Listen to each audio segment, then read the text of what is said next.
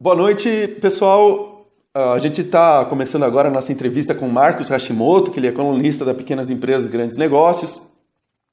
E hoje a gente vai falar sobre os empreendedores de sucesso e quais que são as características de comportamento que esses empreendedores têm para estar atingindo esse objetivo profissional da vida deles, né? Seja bem-vindo, Marcos. Fale um pouquinho de você, o que você já viveu, as suas experiências. Comenta um pouco de você, Marcos. Ok, bom, boa noite pessoal, sejam bem-vindos. Obrigado, Ernesto, pelo convite. É sempre um prazer falar sobre esse tema. Bom, meu nome é Marcos Hashimoto, eu sou hoje empreendedor da Polifonia, uma escola livre de protagonismo criativo.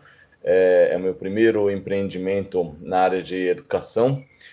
Sempre me incentivaram a montar minha própria escola, uma vez que eu tinha muita dificuldade de implementar minhas abordagens de ensino nas universidades, né? Mas isso vai fazer mais sentido a hora que eu explicar um pouquinho da minha trajetória. Eu trabalhei durante 20 anos no meio corporativo, principalmente na área de sistemas de informação, que é a minha formação principal, e em grandes multinacionais americanas, como a Cargill Agrícola e o Citibank. Em 98 eu fiz o meu mestrado na GV e eu me deparei com o tema empreendedorismo. Até então eu não pensava em montar um negócio próprio, eu seguia a carreira empreendedora, eu achava que a minha carreira ia ser puramente executiva, mas nós fizemos um trabalho em uma das disciplinas que nem falava muito de empreendedorismo naquela época, isso foi em 98, falava-se mais de criação de novos negócios. E nessa disciplina nós tínhamos que escrever um plano de negócio de uma empresa fictícia que cada equipe iria criar. E nós desenvolvemos, na época, para quem lembra, era o primeiro grande boom das empresas.com, e nós aproveitamos a onda, a minha formação em sistemas de informação, e montamos uma empresa chamada Chaps.com, que era uma empresa que vendia capítulos de livros pela internet. Então a lógica era muito simples. Ao invés de você comprar todos os livros que o seu professor indica em sala de aula para a classe dele, você compra somente os capítulos que você vai usar. Isso ficava bem mais barato do que comprar o livro inteiro e depois do curso ia ficar lá jogado, né? A ideia era bastante inovadora na época, hoje já tem vários sites que fazem isso, mas na época era inovador, o plano de negócio estava bem escrito. E nós fomos então convidados pela administração da GV para competir, representar a GV numa competição internacional de planos de negócios, que existe até hoje, chama-se Global Multicorp, acontece todos os anos na Universidade do Texas, em San Antonio, e eles consideram como o Super Bowl das competições de planos de negócios entre MBAs no mundo. E na América Latina só a GV participava, o resto eram várias universidades nos Estados Unidos e várias ao redor do mundo. Então nós tivemos a honra de participar, na época era um evento de uma semana, nós fomos recepcionados na casa do George W. Bush, que na época ele era o governador do estado do Texas, né? Então era um evento realmente grande, bastante significativo, investidores do país inteiro participavam, principalmente da Nasdaq, porque muitos projetos eram de internet. E nós fomos então passando por todas as fases, cada fase era eliminatória, a gente ia eliminando os concorrentes, ia recebendo feedback dos juízes, e ficamos em terceiro lugar na classificação geral. Até hoje a melhor colocação que uma equipe da GV conseguiu no histórico da competição. Perdemos só para Bond University, da Austrália, e para a Babson College, que foi a campeã naquele ano, e a Babson é a principal escola de empreendedorismo no mundo. Então, na época a gente não sabia a relevância da nossa conquista, e só quando a gente voltou para o Brasil é que começaram a entrevistar a gente, começaram a surgir oportunidades, investidores querendo investir na nossa ideia, e eu descobri que empreendedorismo é muito maior do que eu imaginava, e resolvi caminhar nessa trilha. Bom, o Chaps mesmo não rolou nada, porque para quem lembra do primeira grande onda da internet, houve o boom, a quebra na Nasdaq, né, o estouro da bolha, o famoso estouro da bolha em junho de 2001, E aí todos os investimentos, né, em negócios de internet deram um tempo, né, pararam depois que de algum tempo retomaram, né? Então, nosso negócio, na verdade, nem saiu do papel. Mas foi suficiente para virar um caso interessante e me direcionar para essa área. Então, ao mesmo tempo, eu saí do Citibank, montei minha consultoria de plano de negócios, comecei a dar aula na faculdade, então foi quando eu entrei no meio acadêmico. Então, foi um evento que foi a grande guinada na minha vida, digamos assim, e que eu sempre explico porque muitas vezes a gente não sabe o que o destino nos traz, né? Isso está muito na vida do empreendedor. Às vezes ele faz 1000 planos para o negócio dele, surge um acontecimento e de repente dá uma guinada, vira tudo, o que não necessariamente é ruim, né? Às vezes é ruim se você tinha uma expectativa muito grande de seguir o seu planejamento, de atingir aquela meta, aquele objetivo, mas às vezes os novos caminhos que se vislumbram podem ser melhores até, né? Só a pessoa tem que estar preparada, né, para conseguir enxergar isso daí e apostar também, né? Que é a característica de resiliência que a gente fala tanto que o empreendedor tem que ter, de ele se acomodar às circunstâncias emergentes para tirar o proveito de tudo que surge na vida dele, né? A gente fala muito de uma característica também do empreendedor, já entrando no tema, que é a serendipidade, né? É um tema muito pouco falado aqui no Brasil, mas nos Estados Unidos fala-se muito de serendipity, que eles usam uma metáfora muito engraçada que é procurar a agulha no palheiro e encontrar a mulher do fazendeiro. Então é quando você procura uma coisa e acaba encontrando outra. E essa outra coisa que você encontrou por acaso, né? Se você estiver atento, se você estiver com os radares ligados, você vai descobrir que as coisas que vão surgindo espontaneamente ao acaso são muito valiosas. E os bons empreendedores são aqueles que estão sempre ligados nessas circunstâncias emergentes para tirar proveito de oportunidades, né? Assim que surgem as oportunidades, pela serendipidade, desde que você esteja preparado para identificar e aproveitar essas oportunidades. E foi isso que eu fiz. Então surgiu essas oportunidades de consultoria.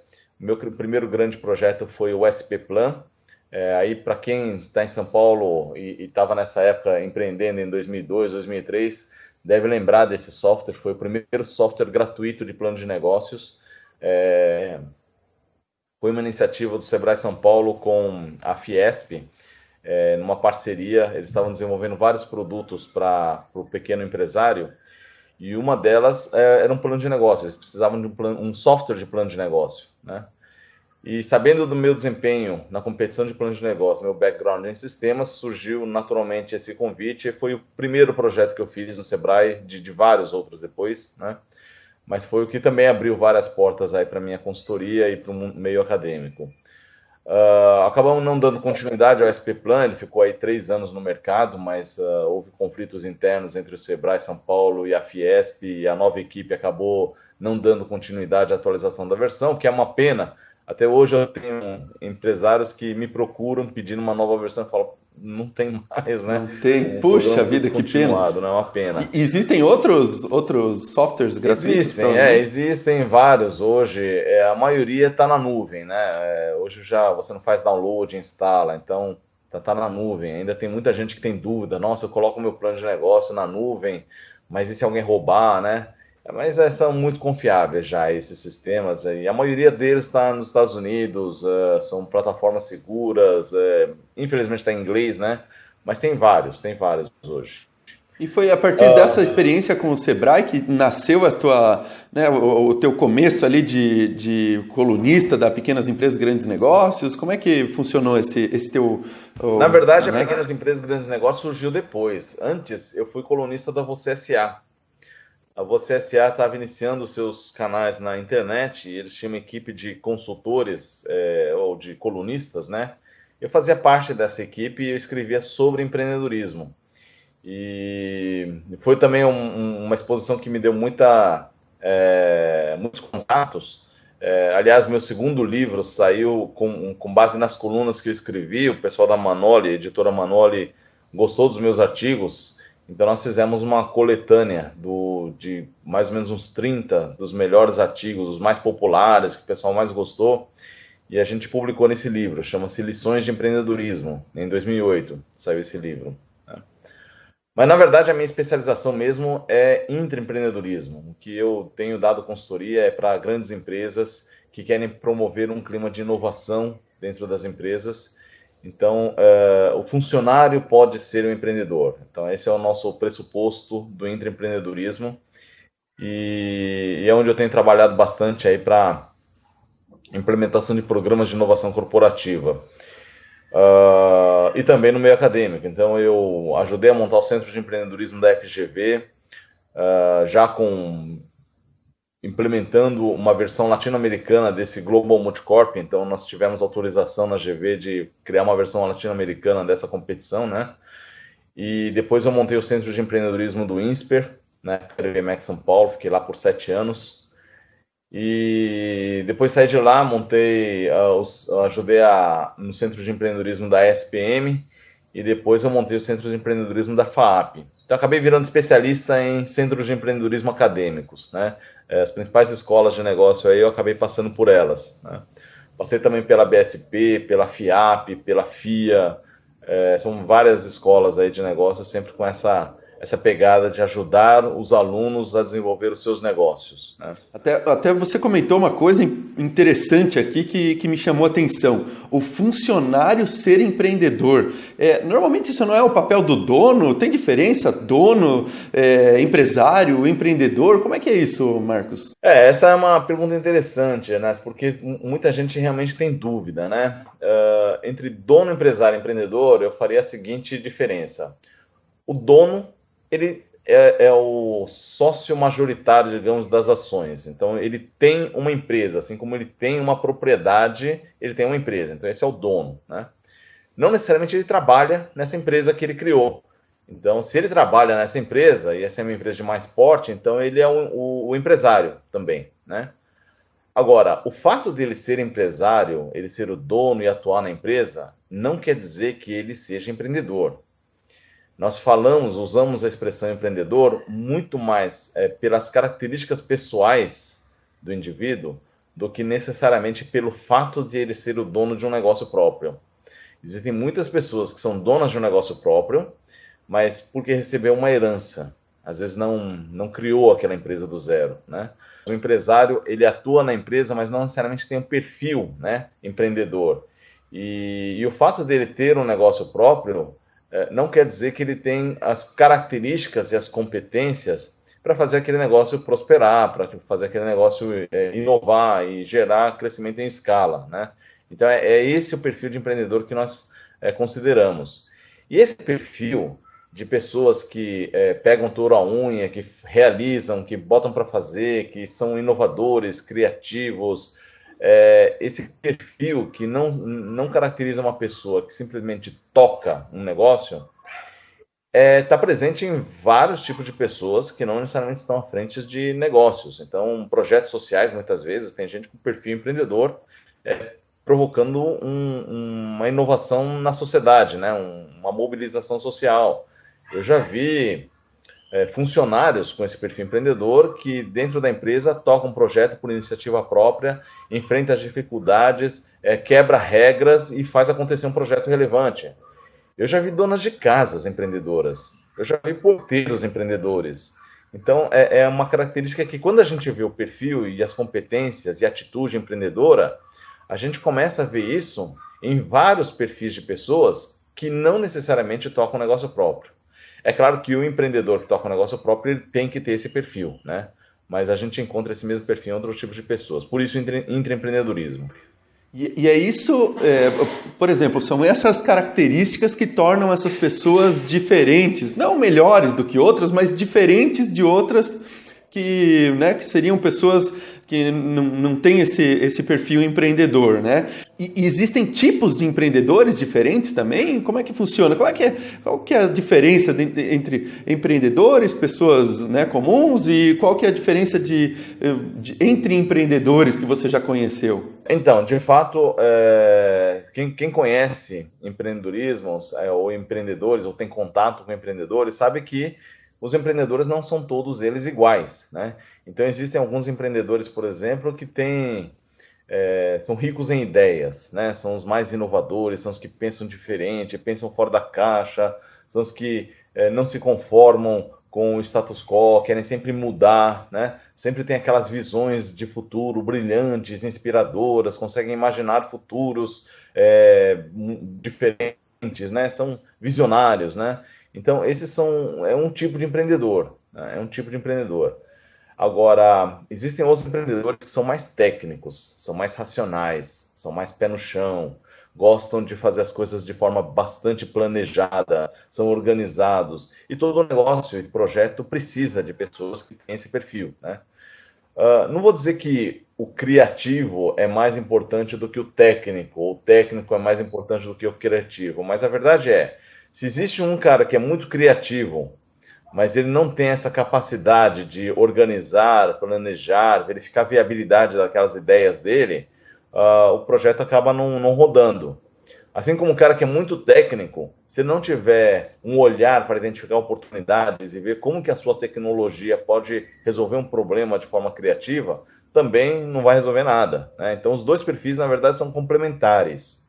Ah, o bom é ter duas pessoas, pelo menos, então, junto, talvez? Então, na verdade, existem cinco, eu estou falando dois.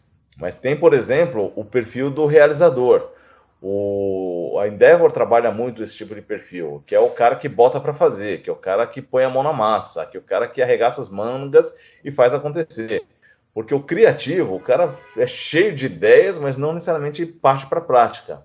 O técnico também, ele testa, ele locubra, ele faz plano de negócio, mas não necessariamente ele vai para a prática. Então, a Endeavor acredita que o empreendedor mesmo é o cara que faz acontecer, é o cara que vai lá e fala com as pessoas e aluga o espaço e desenvolve um produto, um protótipo, é o cara que faz acontecer mesmo, né?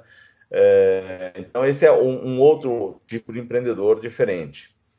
Existem também os empreendedores líderes. Os empreendedores líderes, eles promovem a integração entre as pessoas. É um tipo de empreendedor que ele sabe que ele só vai construir algo relevante, bem-sucedido, através de outras pessoas.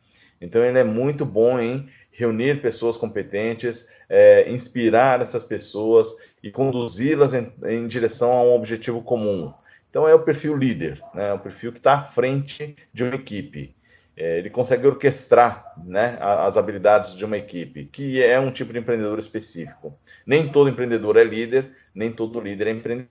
Alguns tipos de empreendedores têm essa característica de liderança.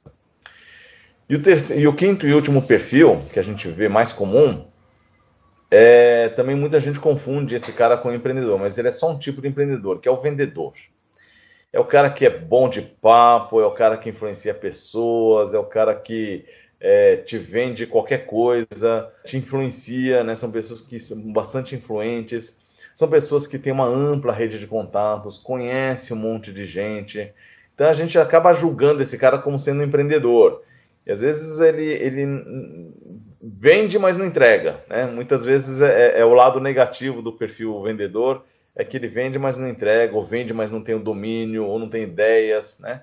Então, o que eu estou querendo dizer aqui é que, embora existam vários perfis diferentes de empreendedores, nenhum deles sozinho vai conduzir um negócio bem sucedido. Porque o que o negócio precisa é dos cinco perfis. O que o negócio precisa é de ideias, de realização, de técnicas apuradas, de pessoas conduzidas e alguém que venda, né, e acesso ao mercado. O negócio precisa de todos os perfis, mas todos os perfis não estão em uma pessoa só. Então esse é o grande dilema. Uma pessoa só com todos os perfis é como se a gente falasse que o empreendedor é um super-herói, né, que detém todas essas competências. E na verdade não é e não existe, né? É um mito, né, da figura do empreendedor herói. O que existe sim são duas ou três pessoas que no conjunto elas têm todos os cinco perfis e juntas elas conseguem desenvolver um negócio bem sucedido. Por isso que o pressuposto que eu parto quando a gente fala de competências e atitude empreendedora é que não existe empreendedorismo individual, só existe empreendedorismo coletivo. Só a história de todos os negócios bem-sucedidos, você vai ver que não tem um cara sozinho à frente do negócio. Ele sempre tem sócios, ou então ele tem um braço direito, ele sempre tem alguém que complementa o perfil que ele não tem.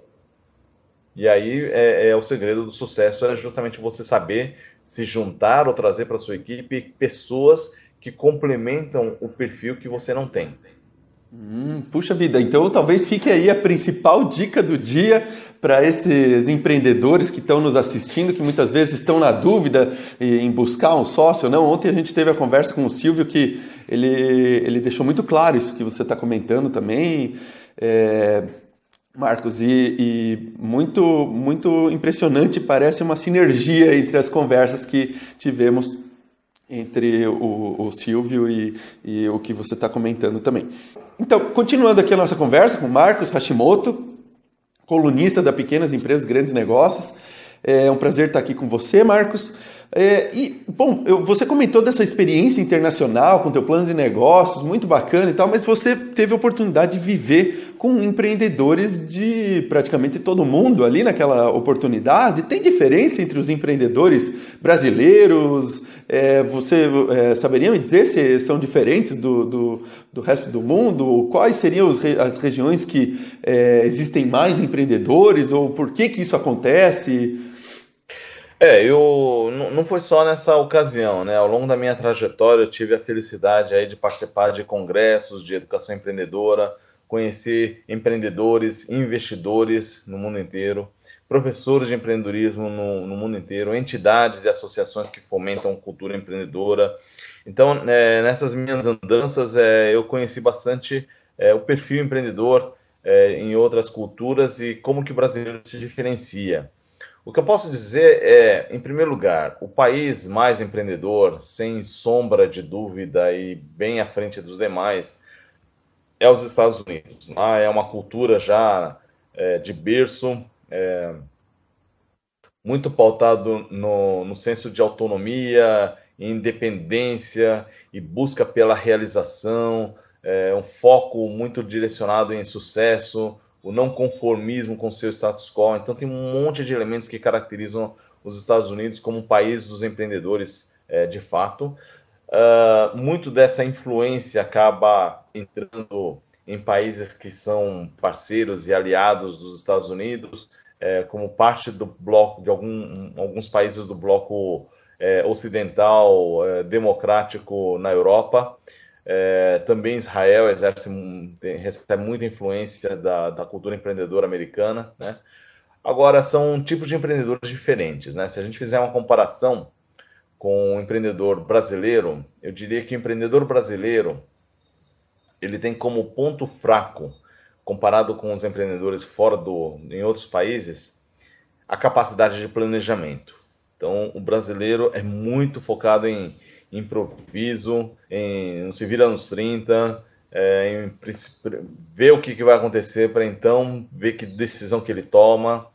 Então, ele não tem muito hábito de fazer planejamento, até porque não é uma cultura brasileira fazer planejamento. Então, mesmo as pessoas que aprendem e gostam e valorizam planejamento, o entorno do negócio dele, então o contador dele, o cliente dele, o fornecedor dele, o advogado dele, o prestador de serviço, ninguém planeja. Então, o planejamento dele sempre fura. Então, o cara não se estimula muito uma cultura de planejamento porque não faz parte da cultura do brasileiro, né? Então, esse é um lado negativo que acaba prejudicando bastante. Ele perde muito dinheiro, ele perde muito tempo por não planejar. Por outro lado, o que diferencia o brasileiro de longe de outros empreendedores em outros países é a sua capacidade criativa. E não é a criatividade de inovação. O Brasil está muito atrás em termos de inovação, não temos bases de pesquisas para inovações de impacto. No entanto, o brasileiro é muito criativo no sentido de improvisar recursos escassos. Ele é muito criativo em lidar com circunstâncias limitadas e, eu tenho que fazer isso acontecer, não tenho dinheiro, não tem recurso, então ele pensa sempre quem eu conheço que pode me ajudar, como que eu posso substituir esse material por outro. Então é sempre um pensamento de lidar com as circunstâncias limitantes, que são várias, né? O Brasil é um dos países mais difíceis de se empreender em termos legais, em termos de estrutura, em termos de tributação. é um dos piores países para se fazer negócios. Então, o brasileiro que consegue, a despeito de todas essas barreiras, conseguir prosperar com o seu negócio, né, conseguir dar certo, ele dá certo em qualquer lugar do mundo, né? Então, essa capacidade de resiliência, de adaptação do empreendedor brasileiro é muito valorizado, inclusive, fora daqui, e é o que caracteriza como ponto forte do empreendedor brasileiro. Talvez então essa resiliência que você está comentando, o Silvio está comentando, seja uma das principais características que o empreendedor daqui tem. Existem outras características que esses empreendedores eles possam utilizar são artifícios, né, ou formas de se comportar que vão estar fazendo o sucesso do empreendimento deles? Quais seriam essas outras características? Tem uma característica que é bastante interessante, é bem legal também, que é a capacidade de construir relacionamentos significativos. O brasileiro é muito fácil de fazer amizade. Você está na fila do supermercado, alguém puxa papo com você, você constrói laços, o americano, por exemplo, ele faz bastante isso também, mas de uma forma muito artificial, muito pouco espontânea. Então eles têm reuniões de pitch, em que existem regras que você tem que chegar numa roda de discussão e você se apresentar, tem que estar lá o seu cartão de visita, tem o quebra-gelo tradicional, aí depois você fala do seu negócio, faz um pitch formal, depois você agradece, aí vai numa outra roda, aí tem tempo cronometrado. É uma coisa tão artificial, tão dura, né? Mas que porque o americano não é espontâneo, e o europeu também não é espontâneo, acaba tendo a regra como um alicerce, uma muleta para ele conseguir fazer contatos sociais. O brasileiro, putz, é totalmente diferente, né? Então ele é naturalmente, ele cria relações de empatia. Ele naturalmente ele está numa roda, depois ele muda para outra, chega falando de coisas, uma piada, né? Tirando sarro de um corintiano por causa do jogo de ontem. Então é uma coisa tão espontânea e natural que às vezes até dificulta um pouco ele começar a falar de negócios, né? Então o americano ele é assertivo, já chega uma frase de quebra-gelo, já fala do negócio dele. O brasileiro às vezes leva meia hora falando do tempo, falando do trânsito, falando de política e não sei o quê, para depois ele entrar no negócio, né? Então ele tem essa dificuldade de fazer essa transição. Mas por outro lado, né, esse lado espontâneo, amigável, né? De anfitrião mesmo, né? De querer ajudar, de querer. Isso é uma coisa típica do brasileiro e é um ponto muito positivo comparado com outros empreendedores.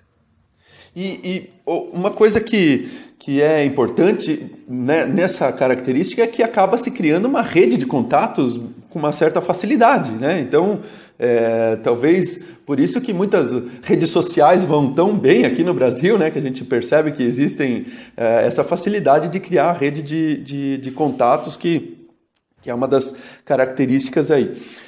E com relação à persistência, será que o empreendedor precisa ser persistente? Eu estou perguntando, mas eu talvez já tenha uma ideia da resposta. Como é que funciona isso, Marcos? Eu tenho duas respostas para isso: sim e não. Ele não é persistente no sentido em que, se eu tenho outra opção, se eu tenho como uma opção para ter uma remuneração que ocorra menos riscos do que ter um negócio próprio, provavelmente é o que eu vou escolher. O brasileiro tem um pouco de... É um ambiente tão agressivo para negócios que normalmente para ele a opção de ter um emprego acaba sendo mais seguro, digamos assim, né? É claro que não é, mas comparado com a aventura de ter um negócio próprio no Brasil, acaba sendo mais seguro. Então, por que então ele não é persistente? Porque quando ele tenta e dá errado, normalmente a gente fala, tenta de novo, né? Porque é normal errar, normal quebrar, né? Mas se ele não tem esse perfil empreendedor, muito provavelmente ele vai pegar essa experiência negativa e falar, eu não sirvo para empreender, e volta para o emprego. Agora, o lado sim, o lado que ele o lado que ele é persistente, né? Por que a resposta também pode ser positiva? Porque existem também os empreendedores por necessidade. E o empreendedor por necessidade é aquele cara que está no mercado, não consegue se recolocar, né? E ele acaba pegando um subemprego, tipo vender Natura, vender Avon, vender alguma coisa para se manter, fazendo um bico aqui, fazendo um bico lá, e de repente esse é o primeiro passo do que vai evoluir para um negócio próprio dele. Então o empreendedor, quando ele empreende por necessidade, ele não tem a opção de não dar certo. Então todas as dificuldades e barreiras que ele enfrenta, que ameaçam o negócio dele, ele tem que dar um jeito de fazer acontecer, porque ou dá certo ou dá certo. Ele não tem mais a alternativa de não dar certo, porque ele investiu tudo, às vezes, naquele negócio próprio. Então ele acaba sendo forçado a ser persistente, né? A gente acha que é uma característica positiva, que o empreendedor é aquele cara que não se abate com as dificuldades, mas muitas vezes ele não tem escolha. Muitas vezes ele é forçado a dar certo, a insistir, porque não tem o que fazer, não tem outro caminho, né? Então essa é a dura realidade do empreendedor brasileiro. Claro, claro. Bom, e na sua opinião, claro, tem essa situação, né? Mas a maioria dos empreendedores de sucesso, será que eles nasceram com essa característica, com essas características já? Ou será que elas foram aparecendo no decorrer da vida? Será que como é que você enxerga isso daí? Eu posso dizer assim, que todos nós nascemos com certas qualificações, né? Então, se a gente partir do pressuposto que o empreendedor não é completo, o empreendedor sempre tem algumas características e não tem outras, né? Porque ele se encaixa em um ou dois perfis, mas não se encaixa em 5 perfis, que é empreendedor herói, isso não existe. Então, podemos dizer que todos nós nascemos com certas características que podem ser valorizadas quando você for montar um negócio próprio. Agora, o fato de você ter uma personalidade, por exemplo, uma pessoa tímida, né? Não gosta muito de contatos com pessoas, significa que você não vai ter o perfil de liderança e o perfil de vendas. Mas provavelmente você pode ter um perfil criativo e um perfil técnico, de desenvolver uma tecnologia. O que significa o quê? Que você pode montar um negócio próprio. Ah, mas como é que eu faço se eu não sei vender? Como é que eu posso montar um negócio próprio se eu não sei vender? Aí entra aquela ideia que eu falei. Associe-se a uma pessoa que saiba vender.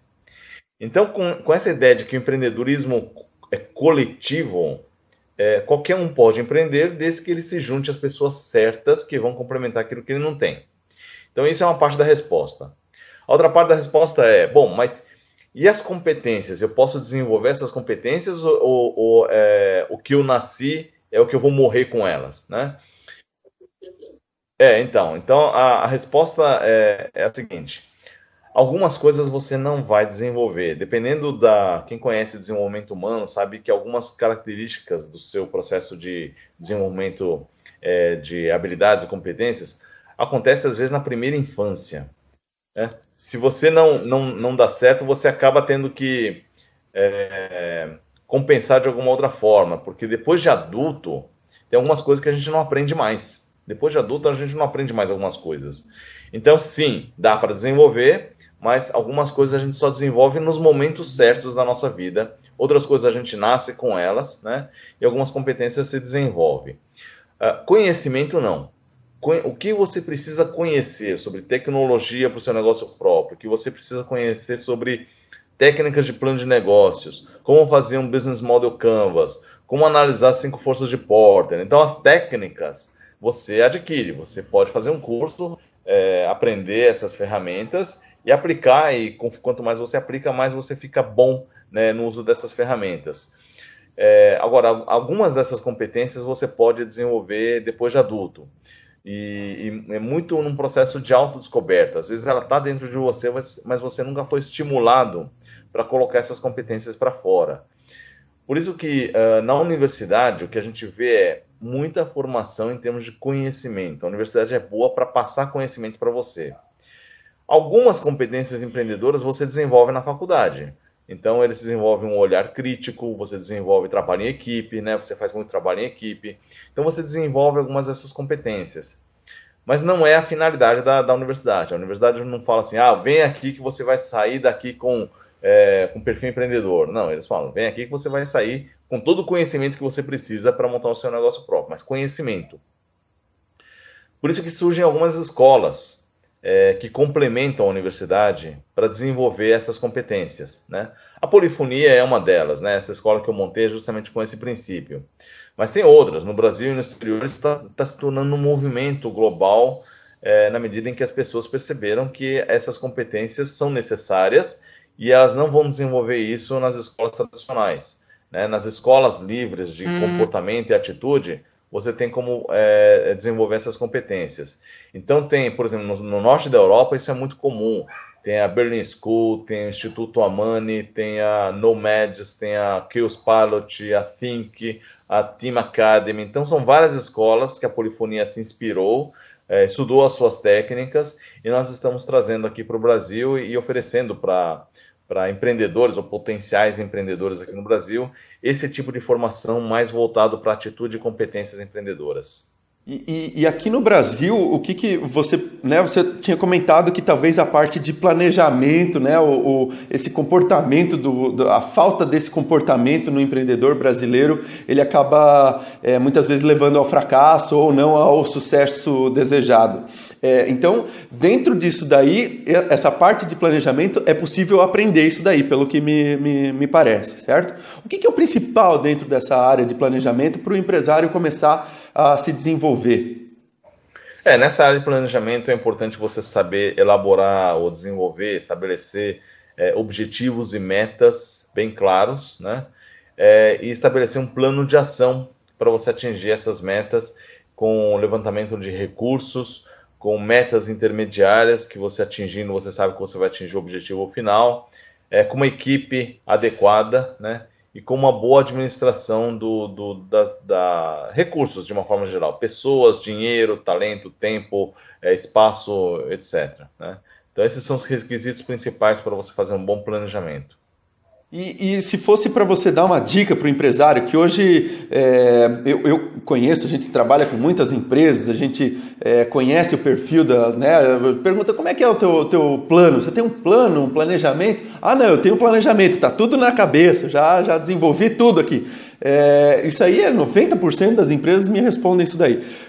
E provavelmente dos nossos ouvintes aí, muitos deles, mais da metade deles, tenham esse perfil. Como que o mais adequado? É bom pegar esse planejamento, transformar em algo escrito, fazer um 5W2H, fazer algo que, né, se crie em metas? Como é que funciona isso daí, para ele transformar esse planejamento num plano? É importante ele colocar isso no papel, né? Na cabeça ele consegue vislumbrar algumas coisas, mas ele não consegue vislumbrar tudo. E às vezes justamente o que ele não pensou em detalhe é o elo fraco na corrente, que é onde vai estourar, né? Então colocar no papel, na forma estruturada, com um plano de negócio, isso vai ajudar ele a ver não só aquilo que ele já sabe, que já estava na cabeça dele, está no papel, mas principalmente aquilo que ele deveria saber e ele não sabe. E quando ele coloca no papel, surge naturalmente alguns buracos, alguns gaps, né? Porque ele fala, eu tenho mercado, né? Aí quando ele coloca no papel, ele descobre, mas quem é esse mercado? Será que esse é o mercado que eu quero atingir? Ou esse é o mercado que o meu produto serve? Ou será que quem vai procurar o meu produto é diferente de quem eu imaginava que iria procurar o meu produto? Então tem várias questões que ficam em aberto na hora que você coloca tudo junto dentro de um plano de negócio. E aí você fala, eu vou fazer campanha na TV. Aí na hora de chegar no plano financeiro você vai ver que custa tão caro que você não tem como pagar aquilo. Então o plano de negócio ele te ajuda a ligar os pontos. Você liga Lé com Cré e fala, isso não faz sentido, né? Porque só um faz sentido, só o outro faz sentido. Junto os dois não faz sentido. Então é isso que colocar no papel ajuda a ter um olhar sobre o todo, né? E a outra dica é a seguinte: tem muita gente que é muito bom em planejamento, às vezes o trabalho dele na empresa, no emprego dele, é fazer planejamento, executar o planejamento. Só que existe uma diferença muito grande. Quando você está dentro de uma empresa, principalmente uma grande empresa, todo o seu entorno, que são os outros departamentos, também fazem planejamento, e o seu planejamento então faz sentido porque ele está dentro de um escopo maior, organizado, né? Quando você está empreendendo, e eu já vi isso acontecer de monte, o cara que é muito bom em planejamento vai montar um negócio próprio, pede demissão e vai, primeiro dia, tudo planejado. e no primeiro dia já o planejamento dele todo fura, porque o contador atrasou no processo lá de fazer o registro da empresa, aí já mudou o cronograma, aí já perdeu o tempo de mercado. Então, a realidade do empreendedor é muito diferente da realidade de um executivo. Você pode ser um cara extremamente competente como empregado e pode ser um fracasso total como empreendedor, porque os pressupostos são diferentes, a forma como você trabalha é muito diferente no ambiente aberto, que é o ambiente de um negócio próprio. Então, ele tem que estar preparado para isso, ele tem que estar preparado para descobrir que o negócio próprio, a aventura de um negócio próprio, exige algumas competências que ele não tem, ou ele achava que era bom e descobre que não é, e que algumas coisas que ele era bom, às vezes não tem o menor valor com ele como empreendedor, né? Então, se ele não tiver essa flexibilidade para incorporar esse aprendizado de que tem que jogar fora algumas coisas que para ele eram certezas como executivo de sucesso, ele vai se dar mal como empreendedor. E também, uma coisa que a gente fala sempre, nos Estados Unidos existe uma regra informal que diz que todo empreendedor bem-sucedido quebrou 3 vezes antes de dar certo. Então essa questão do quebrar, talvez, que aqui a gente conhece muito, até as estatísticas do Sebrae lá mostram, né, que a empresa, 70% delas não sobrevivem lá há 3 anos, menos de 3% chegam a ser empresas maduras, né, com mais de 30 anos. Então, provavelmente, parte dessa persistência que a gente comentou seria assim, não, tudo bem, tive uma dificuldade, passei lá, resiliência também, né? Mas vou aprender com isso, vou dar um passo à frente, ou às vezes voltar alguns passos para dar mais alguns para frente. Isso que você comentou também, Marcos, dessas características que faltam em alguns empreendedores. Vamos pensar junto aqui. A maioria dos empreendedores que a gente conhece aqui no Brasil, né? Porque essa palestra aqui está sendo para nossos brasileiros, empresários, empreendedores. Eles têm características positivas, mas faltam algumas que, na maioria dos casos, são as mesmas, né? Então, ele teria 2 alternativas, ou buscar aprender essas características, ou buscar alguém que complemente eles. É isso? Então, se ficasse alguma dica para esses empresários, empreendedores que temos aqui, qual seria a melhor forma deles encontrar um caminho para atingir o sucesso almejado? Acho que dentro dessa linha, né, de que o erro e o fracasso não necessariamente é ruim, muitas coisas a gente só aprende mesmo quando a gente erra. Tem algumas coisas que você pode ler, você pode assistir aula, você pode ouvir conselhos, ler num blog, mas no final das contas é fazendo que você aprende algumas coisas, né? Então, como isso é um pressuposto, em qualquer lugar que se defende a cultura, cria-se uma cultura empreendedora, de que você vai quebrar, não sei se no Brasil é a mesma coisa, mas nos Estados Unidos é isso, você vai quebrar 3 vezes antes de dar certo. Bom, já que você sabe que você vai quebrar, se isso é inevitável, de 2 uma, ou você nem entra no jogo, né, porque você não quer passar por essa experiência, ou você entra preparado. E o entrar preparado significa, o meu primeiro empreendimento então vai quebrar. Então já sei que meu primeiro empreendimento vai quebrar. Então, já que vai quebrar, então quebre logo, aprenda muito, perca pouco e recomece logo, né? Então essas são as 4 regras de quem vai empreender. Se você tomar isso como mantra, você vai sofrer menos cada vez que você quebrar. São dicas aí do Marcos Hashimoto, que tem experiências internacionais com diversos empreendedores no mundo todo.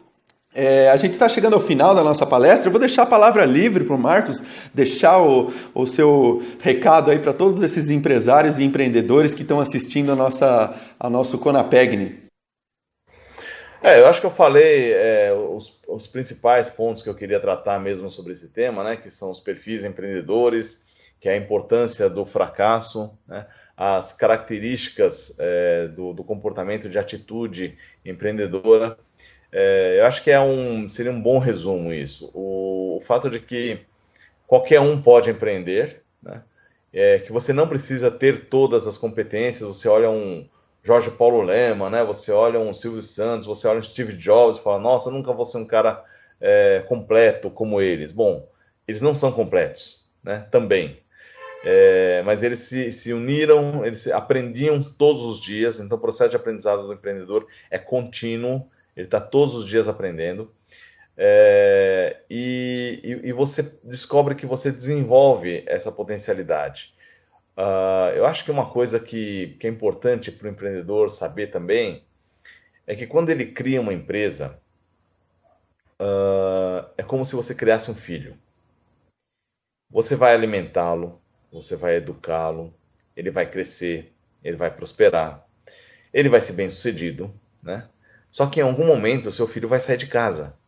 Ele vai sair de casa e vai ter vida própria. E o negócio próprio também é a mesma coisa. Não crie a expectativa de que você vai estar eternamente trabalhando naquele negócio e que vai ser um casamento para toda a vida. Se você quer que o seu negócio prospere, em algum momento você vai ter que deixar ele caminhar sozinho, você vai ter que você vai descobrir que a sua capacidade para desenvolver e adquirir novas competências não é tão rápida quanto a necessidade da empresa que está crescendo de usar essas competências. Então, hoje, para montar um negócio próprio, eu posso montar somente com improviso, com matérias que eu tenho, com as pessoas que eu conheço. Pumba, montei um negócio, lancei um produto no mercado. Mais para frente, eu vou precisar planejar, vou precisar organizar, vou precisar se entender o que é um fluxo de caixa, eu vou ter que fazer uma planilha de pagamento, eu vou ter que entender as regras contábeis. E alguns já sentem que isso não é para eles, né? Mas se você vai, aprende, incorpora e fala, pô, realmente precisa isso, eu vou aprender. Mais para frente você vai ter que aprender a fazer planejamento estratégico, você vai ter que fazer balance scorecard, você vai ter algumas competências para você exportar o seu produto, vai ter que falar outra língua. E aí começa a esbarrar em algumas limitações que o negócio precisa, mas o empreendedor ou ele não tem essas competências e ele não quer desenvolver, ou ele não tem mais condições de desenvolver. Ele já bateu com a cabeça no teto e não vai crescer mais. E aí o que você faz? Você limita o crescimento da sua empresa? Então, por exemplo, tem um amigo meu que ele tinha uma ótica, e a ótica era bem sucedida, numa cidadezinha do interior. Era tão bem sucedida que ele falou, eu vou montar uma segunda loja na cidade do lado, mais ou menos 40 quilômetros de distância. E montou, estava indo tudo muito bem. 4 meses depois, ele fechou a segunda loja. E eu perguntei, nossa, a segunda loja não deu certo, né? Você não conseguiu mercado, não conseguiu funcionário, o que aconteceu, né, para você decidir não continuar? Aí ele descobriu que era muito difícil para ele pegar a estrada todo dia para tocar os dois negócios. Eu falei, mas peraí, você não tinha um gerente lá? Eu falei, não, o negócio é meu, eu tenho que estar lá, eu tenho que tomar todas as decisões. Então eu vi que ele tinha essa necessidade de controle, né, das lojas tão grande e não conseguia delegar para um gerente para cuidar da loja lá, e ele tomou a decisão de diminuir o negócio, ou seja, ficar pequeno de novo, mas ficar sob controle dele. Então, isso é um aprendizado de maturidade. Você quer que seu negócio prospere, cresça, assim, tanto quanto o seu filho seja bem-sucedido, tem que aprender a delegar, tem que aprender que as coisas não vão ser sempre feitas do seu jeito. E isso é uma dor muito grande para alguns tipos de empresários que às vezes não se deixam levar por essa necessidade de deixar, ó, let it go, né? Deixa o seu negócio tocar, contrata um CEO, sai da operação do dia a dia, fica tocando mais outras coisas que você gosta de fazer, mas deixa alguém tocando, preparando a empresa para novos estágios que ou você não quer ou você não sabe fazer isso, né? Então, não construa a sua vida em função do seu negócio. Deixa o seu negócio prosperar, enquanto o casamento com ele for justo e for adequado, tudo bem, mas a hora que você sentir que você está travando o crescimento do negócio, aprenda a deixar o negócio crescer e prosperar. Você vai continuar sendo acionista, vai continuar sendo dono, né? Mas não necessariamente vai precisar tocar o negócio no dia a dia. Isso é também um outro recado que eu gostaria de passar aí para os empreendedores, já nessa fase que já passou da fase nascente e ele está conduzindo esse processo de crescimento. Até porque, às vezes, a pessoa quer ir para a praia, né? Se divertir com a família e não consegue sair da empresa porque Será que não consegue com o ou negócio? não quer conseguir? Porque tem muita gente que acaba usando o negócio como desculpa para não interagir com a família, para não curtir. Ele acaba se prendendo ao negócio e acaba o negócio se tornando a sua zona de conforto. O que ele domina, o que eu sei fazer, o que eu gosto de fazer. E às vezes ele perde outras oportunidades porque ele mesmo criou essa prisão, né? Bom, fica aí a dica do Marcos Hashimoto. Obrigado, Marcos. Foi um prazer enorme conversar com você aqui, a gente ter essa entrevista maravilhosa para todos esses ouvintes nossos aí no Conapegni. Com certeza a gente trouxe muita oportunidade para esses empresários e a gente vai estar, no final desse nosso dia aqui, oportunizando formas de transformar toda essa nossa conversa aqui em mecanismos para os empresários transformarem a vida deles. Obrigado, Marcos. Obrigado, foi um prazer. Espero que sejam bem-sucedidos aí no Resto Congresso.